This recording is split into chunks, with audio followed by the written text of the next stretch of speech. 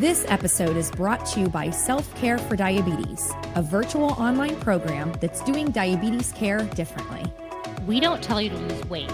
Instead, we help you create positive and meaningful changes that make your life with diabetes better than before.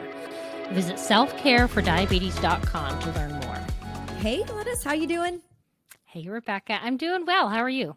Oh, I am just peachy. And, you know, peaches have carbohydrates and sugar. Excellent and segue. they're a delicious fruit. They're a delicious fruit I love. And yeah, an excellent segue to our topic today. Yeah, we're going to be talking about carbs because I feel like that is the number one food that everybody stresses about when they get a diagnosis or diabetes. I think it's the food that seems to have the most misconceptions surrounding it when it comes to eating for diabetes. Yeah. There is a lot of confusion. And, you know, as dietitians, it can sometimes feel, obviously we go to school for forever and do an internship, and we learn so much about food that we can almost forget sometimes how overwhelming it can be for folks. And even some of the simplest things, like I'm thinking about one of our group members who on our recent live chat had talked about how one of her favorite things to have at breakfast was these cheesy eggs, and that she was avoiding it, thinking that it was raising her blood sugars.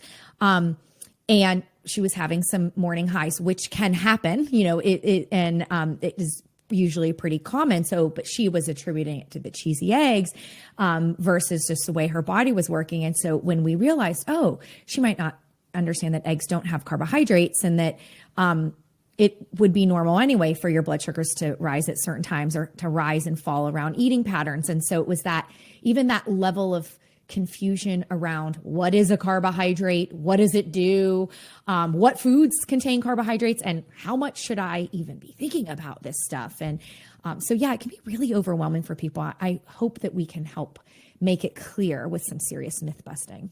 Yes, absolutely. And I wish people didn't even have to know what carbs are, but, you know, it is helpful when it comes to sort of managing your blood sugars. So, well, I know when we were talking about planning our program that we're just like, no, we're just only going to talk about food because people don't eat nutrients, they eat food. And then you realize, well, people are confused about this. So we meet everyone where they are. But that is one of my first tips, is to let's think about the bigger picture about eating patterns and food. But for today and for parts of our program, we do go into the nitty gritty and talk about nutrients and carbohydrates. So the first myth that I wanted to present for conversation is it's about low carb eating. And this belief that we know is very common and very popular. And the myth is that low carb eating is the best way to eat for diabetes. You know, it's superior, right, to any other way out there that you could eat. yeah. And I just want to say to anybody who is really enjoying their low carb diet out there, like, this isn't to say your diet or your eating pattern isn't the right way. That if, you know, we're all for whatever works for people. But we also have people coming into our program that are super stressed about, I've been told I need to eat low carb. I've already done that. It didn't work. It sent me into major overeating and binge eating, or I just couldn't maintain it. And so I think it's important to talk about that there are other ways to eat that can just as well manage blood sugars that are maybe more livable for a lot of people. And so, you know, the reality is, even if you ate no carbs, your body still needs to run on carbs, preferentially. It can run on other things, like ketones, right? But that's hard to get into ketosis, and, you know, really restrictive to have to do that. So your body loves to run on carbs. It stores carbs. It'll release them from the storage in liver and muscles to make energy, or to you know, use the energy, and it'll make its own energy if it needs to, from carbs. So, you know, I think the big problem is this idea that we're just not supposed to have carbs at all, ever. And what I see more as the problem is really the pattern that people tend to eat in, that they'll kind of like skimp on carbs all day, and then at the end of the day their body's just like, give me energy, and they eat like a really large meal, and so your blood sugar's kind of just scudding along kind of low level all day, and then all of a sudden it gets a lot of carbohydrate and it shoots way up, and that's just kind of hard for your body to handle, especially if you've got insulin resistance going on. So what we're really looking for is this sort of slower and less steep rise at just intermittent times. And Rebecca, tell me, how do we make that happen if we're eating carbohydrates? Yeah. I really hope that people feel that they can eat, the foods that offer carbohydrates, and enjoy them and really feel like, this is satisfying because I'm eating foods that I like, and I'm nourishing my body. I think that's a great positive attitude. One of the things that you can do when you're considering the foods that you like that have carbohydrates. So for example, it could be potatoes or breads. It could be various fruits. Like I, mentioned peachy in the beginning. I also like watermelon. I actually like all kinds of fruits. So your favorite fruit, you could insert that there. That we want to remember that those foods contain fiber, and fiber-rich foods can be really helpful with working with your body on regulating blood sugar levels. And then foods that offer fats and protein as well. And, fats might be something that you use that help those foods taste nice and yummy. So it could be some butter or oil or, crunchy almonds. It's part of a yogurt. It, really just depends on the types of foods that you like. But when you know that those have fats, and know that fats and proteins don't tend to make your blood sugars rise, but in combination with the carbohydrate foods, you tend to get a more slower and more stable rise, more lasting energy, and I would add overall a more satisfying meal. So if you stop and think about the types of meals you typically like to enjoy and snacks you typically like to enjoy, there's a good chance that it already delivers some amount of combination. Or you could stop and think, I wonder what's one thing I could add in that might help with that combination.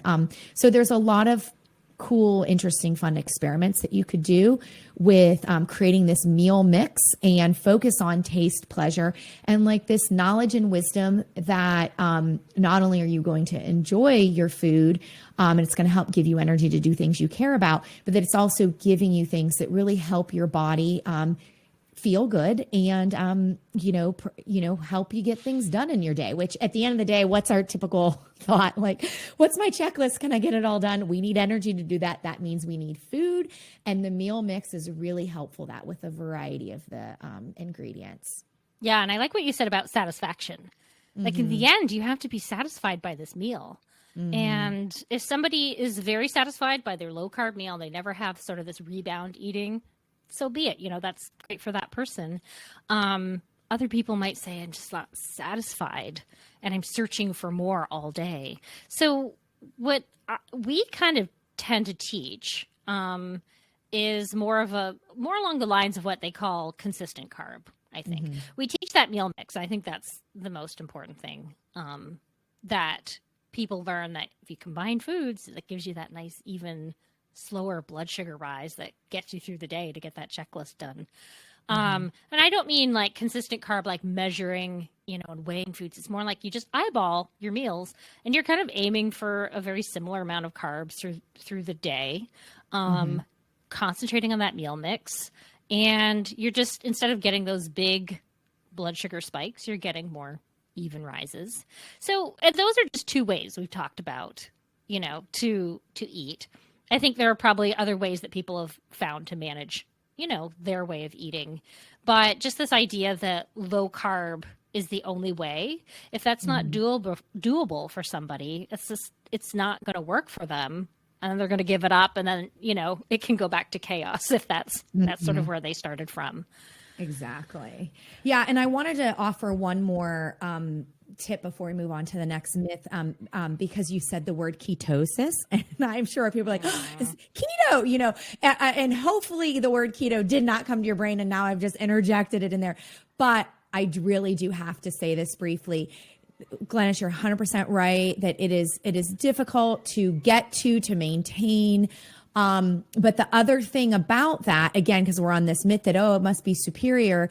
Besides the difficulty of it, it's like, oh, just grit, just try harder. Actually, not necessarily true, because what the research shows is that when you follow folks even 2 years after keto, any short-term benefit that it had with blood sugars and diabetes went away after 2 years. So if you plan to have a nice, long, and happy life with diabetes, it really does not look like in the research that keto is going to do it for you. So, again, it's like even low carb is a little bit more flexible than keto. There's a lot of extreme stuff. I just hope people decide not to do. Right. Exactly. It's what you have to focus on is this doable for me?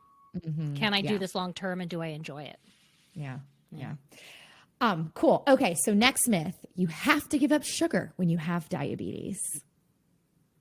What is interesting to me about this is that, that sugar is pretty much, even in regular sort of diety culture, it's pretty much been the enemy. Like, fat became famous and then sugar became the enemy. And so you can see this perpetrated a lot, even with the American Diabetes Association and other really large and trusted organizations. But you've got to go a little bit deeper. So if you have the right support system, if you go a little bit deeper with the American Diabetes Association, they talk about personalizing nutrition to help you meet your needs. And so I would just love to hear you share a little bit more about the problems people can face when they're trying to give up sugar, right? If sugar's bad, I got to give it up. What is the problem with that? Right. I mean, we can admit that probably you could live your whole life and not have sugar in the form of just how we think of like table sugar or, that kind of thing. But the truth is it exists. It's pleasurable. We've had it. It tastes good. We like it. And I think that most people cannot successfully avoid sugar all the time. Mm-hmm. And I think that's the extreme that people go to, that like, well, I really just have to avoid all sugar. And the truth of it is we usually kind of do this disinhibition thing. We're like, well, we can do it for a while. And then all of a sudden we become the cookie monster and are like, no, I have to have all the cookies right now. And that is something so common that we see all the time. The people that we're working with in our program, they've all tried some version of that, and it just didn't work. They couldn't maintain that restriction. And, they kind of end up feeling very out of control around sugar at some point. And so I think, instead, looking at a way, how can we include sugar in our world? Yeah, definitely. I love the idea of this radical acceptance of like, hey, sugar's here, and you know what? It tastes good. And again, every listener is going to have their own, oh, I'm more of a, savory, salty person. That is great, but starting with the realm of where your true preference is, I think is really, really helpful. And the other thing that you might ask yourself is like, is there, if I reflect, is there an eating pattern around sugar where part of my challenge is I'm busy and things around thinking about food and meals and grocery shopping, they end up going by the wayside. And so when I lose that time to plan, I feel pretty lost. And so the chaos in my eating has to do with just kind of catch can, like I'm getting whatever I can eat for quick energy and wear. Like that has been a struggle for folks. People have gotten really like, oh, I got to read the label and every little, ingredient, they might have researched or heard a little bit something about added sugars. And, just a quick point of clarification. There is, we talk about sugar and fruit. If you peel a banana and eat a banana, there's sugar there that you're not going to take out, and that would be sort of sugar that exists naturally. And another one people don't really think about is something like milk. Like there is, lactose, a sugar in milk, and like you don't get rid of that sugar. It exists there. And so when you have a food and sugar is added, and it's usually for a culinary benefit, a palatability and pleasure benefit, it helps add sweetness. People enjoy it. And so that would be added sugar. And I kind of think when they say, well, be more mindful of added sugar, part of what they're thinking about is something like the idea that a lot of people think they have to cut out fruit, whereas fruit is actually associated with positive health and positive diabetes outcomes. And so that's great, but that also does not mean never have added sugar again. So like the way that I started this tip, you really want to think about your personal preference and what's meaningful. Are there any other behavioral problems or life problems that are kind of getting in the way of your day-to-day food choices? I would investigate there. And that level of, mindfulness can then bring you back to, okay, is there anything that I might want to be aware of if I'm not going to eliminate, because that doesn't sound good. We're also not saying, hey, if you're in our group, you're not allowed to change anything, right? Like we want to encourage positive and workable changes.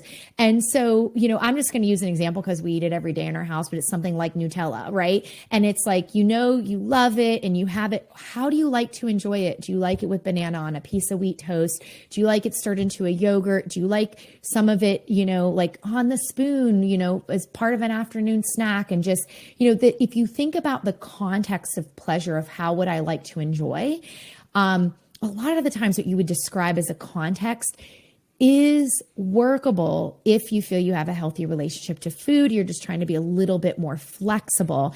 And that would be what we would guide you to do. If you certainly are dealing with an eating disorder or eating disorder history, or where you're at and coming off of chronic dieting, and you're working on your relationship to food, and you just have certain foods that feel very emotionally overwhelming if you think about eating them, that is something that, we support you in our group for. We would encourage you to work with us. You get discounts to work with us one-on-one if you want when you're in our group, or work with your current care team and work on the relationship with food. Because in a lot of those cases, it's actually not about the food or the sugar that's in it. It is a little bit deeper. And so we want to give you the context around all of those things so you can figure out where you are with food and your relationship and, the idea of the meal mix and the balance. But in no way, shape, or form are we saying eliminate sugar. And the only kind of medical reason that I could think of is if there's it's a very rare, true sugar allergy, and there's a medical necessity reason where that is harmful to your body. Even with diabetes, you can find a workable and flexible way to have foods with sugar and with added sugar and still live a great, positive, happy life and still care for yourself with diabetes. And that's the bottom line there. Absolutely. And so we're going to come to our last myth now. Sure. I like this one because I feel like it comes up a lot and it translates into guilt for people, with this idea that once you have a diagnosis of prediabetes or diabetes, that you really should only ever eat whole, unprocessed grains or minimally processed grains for health.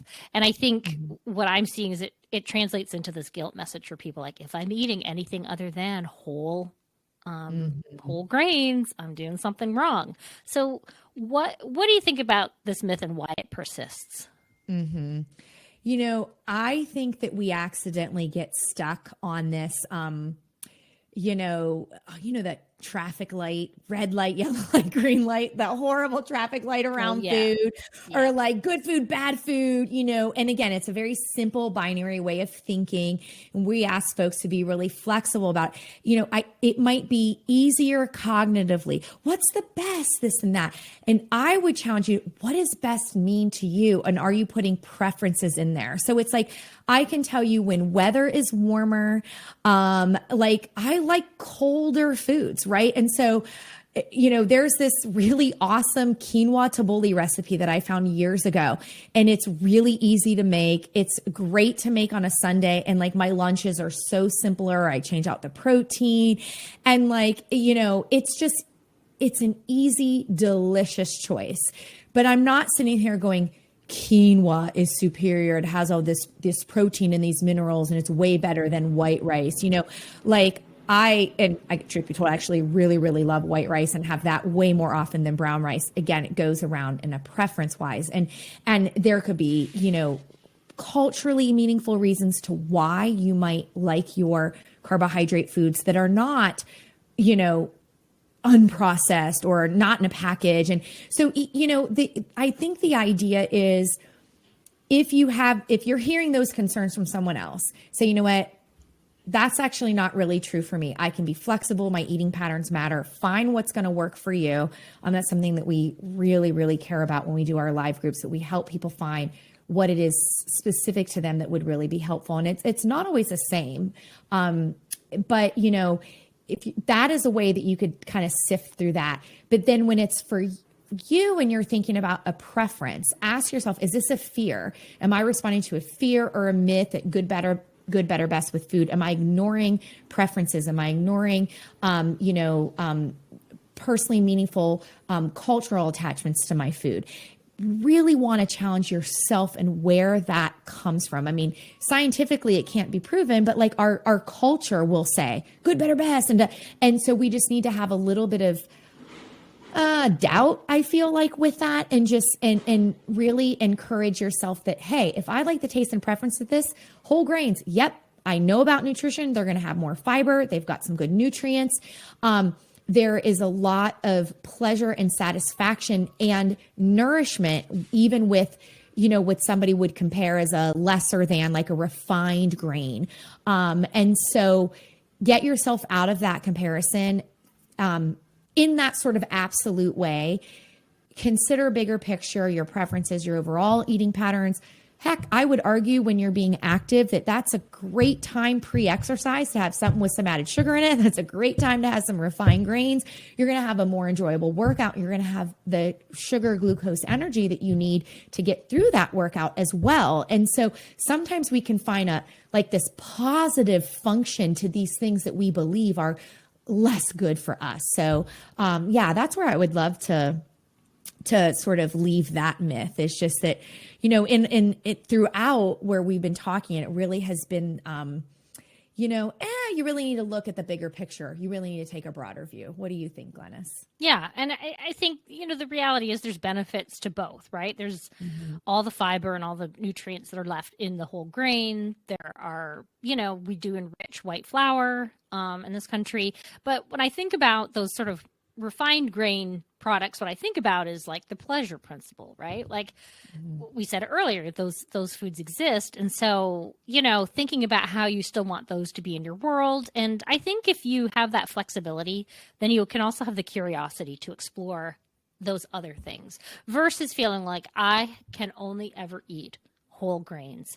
And I think, again, that sort of that should thinking just closes down the pleasure in eating. And so I think having flexibility to say, I can have refined grains too, I think it allows the curiosity to bloom around exploring whole grains if that's, a value for you. Right. And when, some of the other podcasts that we have one specifically focused on blood sugar. So if you're looking for something that's, personal around what to do about blood sugars, you can listen to our podcast. If you join our group, we're going to support you there with lots of tools and resources, plus the live support that we offer. And if you're dealing with, I don't deserve pleasure because I have diabetes, maybe you've told yourself your whole life you don't deserve pleasure. That is going to be an issue around shame, diagnosis shame. And that was a really important episode that we did as well, a super important topic that we cover and are consistently reminding our members of about worthiness and deserving and resilience to shame, because it can have such a deep impact on our thoughts, feelings, and then our behaviors. So hopefully now we have less confusion, because a lot of it is be flexible and do what you love. And things matter, but it's not going to be simple rules based of do's and don'ts. That stuff, if it's getting you into trouble, if it's creating fear and anxiety, we are here for you, because that doesn't work for us either. We don't want you to sort of suffer unnecessarily anymore with unhelpful rules and fear that's making you afraid to even take the first positive step in caring for yourself with diabetes. Yeah, I'm glad we were able to talk about this today. Yeah, thanks for coming on and chatting. Thank you for having me. And that's our show. The podcast is made possible with support from listeners. Please donate to help offset production costs at gofundme.com/bodykindness. And please rate and review the show when you have a moment. It really matters. Let's keep the conversations going on Facebook. Search Body Kindness and request to join the group for Body Kindness readers and listeners. Have a question for us to answer on a future episode? Visit bodykindnessbook.com/question. Body Kindness books and audiobooks are available wherever books are sold. To request a signed print copy, visit bodykindnessbook.com/order. For other questions about this podcast, please email info@bodykindnessbook.com.